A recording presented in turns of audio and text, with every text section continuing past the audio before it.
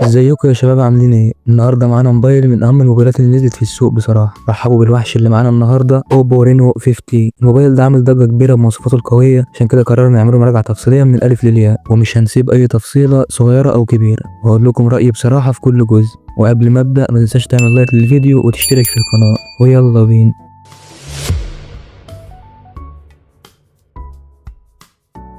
تعال نبدأ بالتصميم. أول حاجة هتلفت انتباهك في الرينو 15 هي شكل التصميم، هو كالعادة بتلعب على وتر الأناقة، والموبايل ده فعلا تحفة فنية. الموبايل بيجي بظهر من الإزاز اللي بيجي بتأثيرات ضوئية مميزة حسب اللون اللي هتختاره، وفريم من سبائك الألومنيوم اللي بتدي إحساس بالفخامة والمتانة. وبصراحة إحساس الموبايل في الإيد ممتاز قوي، هو مش خفيف، وزنه حوالي 188 جرام تقريبا، بس وزنه كويس ومتوزع بشكل مثالي، والأبعاد بتاعته بتخليه مريح للناس اللي بتحب الموبايلات اللي حجمها مش ضخم. وعاوز أقول لك بقى إن الموبايل مقاوم للمور غبار بريتنج اي بي 68 واي بي 69، وده معناه انه يقدر يتحمل الغطس لحد 2 متر تقريبا لمده نص ساعه. دي نقطه تفوق قويه جدا في الفئه دي. وخليني اقول لك ان التصميم هنا مش مجرد شكله حلو، ده تصميم عملي ومتين، ونجحت انها تجمع بين الجمال والعمليه.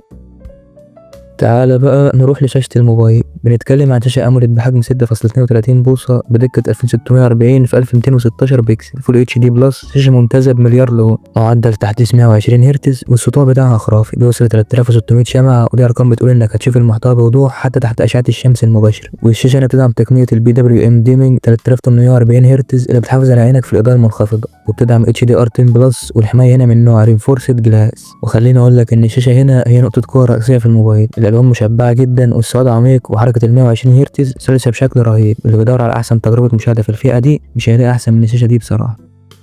تعالى بقى نروح للقلب النابض للموبايل، المعالج والاداء. الموبايل جايب معالج من ميديا تك دايمنسيتي 7450 المصنوع بتكنولوجيا 4 نانومتر، ومعالج رسوميات مالي جي 720 ام سي 7. وخليني اقول لك ان المعالج ده من الفئه العليا، بيقدم توازن ممتاز بين القوه وكفاءه استهلاك الطاقه. مش هيقابلك اي مشكله في تشغيل الالعاب التقيله زي بابجي او فورتنايت، وبيلعب على اعلى اعدادات. خليني اقول لك ان الموبايل بيدعم 120 فريم في اكتر من لعب. الموبايل بيجي ب 12 او 16 جيجا رام من نوع ال بي دي دي ار 5 اكس، وسعه تخزين داخليه بتبدا من 256 جيجا لحد 1 تيرا من نوع يو اف اس 3.1. وخليني اقول لك ان الموبايل مش بيدعم تركيب كارت ميموري خارجي، ودي نقطه ممكن تضايق البعض، لكن ساعات التخزين الكبيره ممكن تعوض النقص ده. الموبايل بيشتغل باندرويد 16 مع واجهه اوبو الشهيره قدر او اس 16، واجهه سلسه ومميزات كتير خصوصا في الذكاء الاصطناعي اللي اوبو ركزت عليه. وخليني اقول لك ان الاداء السريع والثابت اللي بتقدمه مجموعه المعالج والذاكره هيخلي تجربتك اليوميه واستخدامك للتطبيقات والالعاب ممتعه جدا.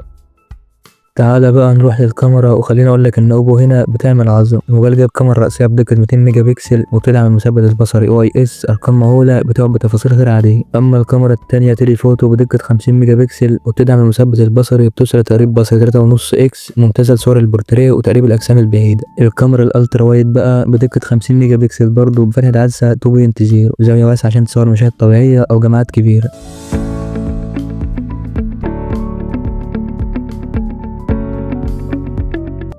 والموبايل جايب كاميرا اماميه بدقه 50 ميجا بكسل بفتحه عدسه 2.0 وبتدعم التركيز التلقائي. الموبايل بيدعم تصوير الفيديو لحد 4K مع 60 فريم بالكاميرا الخلفيه والاماميه، مع دعم ممتاز للمثبت الالكتروني جيرو اي اي اس. وخليني اقول لك ان الكاميرات هنا هي نجم العرض. الكاميرا 200 ميجا بكسل بتقدم تفاصيل رهيبه، ووجود عدسه تيلي فوتو بدقه 50 ميجا بكسل مع زوم بصري 3.5 اكس، دي ميزه قويه جدا بتخلي الموبايل ده منافس شرس في تصوير البورتريه والزوم. وخليني اقول لك ان ابو عامله شغل عالي قوي بصراحه.